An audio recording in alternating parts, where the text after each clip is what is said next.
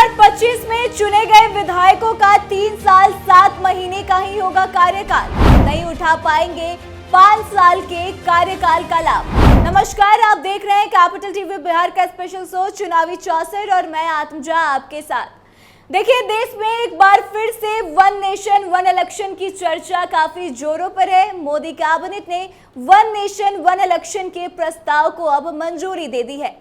लेकिन अगर one election one nation के आधार पर 2029 में चुनाव होते हैं तो ऐसे में जो 2025 में बिहार विधानसभा चुनाव होने वाला है उसमें चुने गए विधायकों का कार्यकाल 3 साल 7 महीने का ही होगा।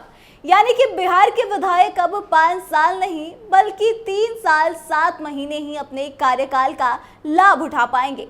दरअसल प्रधानमंत्री नरेंद्र मोदी ने देश में एक वादा किया था और अब उन्होंने वादा को पूरा कर दिया है। मोदी कैबिनेट ने वन नेशन वन इलेक्शन के प्रस्ताव को मंजूरी दे दी है, तो इसके तहत लोकसभा और विधानसभा के चुनाव एक साथ कराए जाएंगे। बता दें कि सरकार संसद के शीतकालीन सत्र यानी कि नवंबर-दिसंबर में इस बारे में बिल पेश करेगी।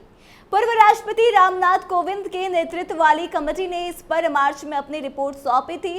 रिपोर्ट में सुझाव दिया गया है कि पहले चरण में लोकसभा और राज्यसभा चुनाव को एक साथ कराया जाना चाहिए। कमेटी ने सिफारिश भी की थी कि लोकसभा और राज्यसभा के चुनाव एक साथ संपन्न होने से 100 दिन के भीतर स्थानीय निकाय चुनाव भी हो जाने चाहिए। बता दें, वन नेशन वन इलेक्शन का मतलब है कि भारत में लोकसभा और सभी राज्यों के विधानसभा चुनाव एक साथ कराए जाएं। साथ ही स्थानीय निकायों के चुनाव भी एक ही दिन यानी कि एक तय सीमा में हो जानी चाहिए। पीएम मोदी लंबे समय से वन नेशन वन इलेक्शन की वकालत करते आए हैं। उन्होंने कहा था कि चुनाव सिर्फ 3 या 4 महीने के लिए होने चाहिए, पूरे 5 साल राजनीति नहीं होनी चाहिए। साथ ही चुनाव में खर्च कम हो और प्रशासनिक मशीनरी पर बोझ ना पड़े। ऐसे में शीतकालीन सत्र के दौरान अगर सदन में वन नेशन वन इलेक्शन का बिल पास हो जाता है तो इसका मतलब है कि आने वाले 2019 के लोकसभा चुनाव के साथ साथ सभी राज्यों के विधानसभा चुनाव भी हो जाएंगे। और अगर ऐसा हुआ तो 2025 में ही बिहार विधानसभा चुनाव होना है और 25 में बिहार के चुने गए विधायकों का कार्यकाल 3 साल 7 महीने का ही हो पाएगा।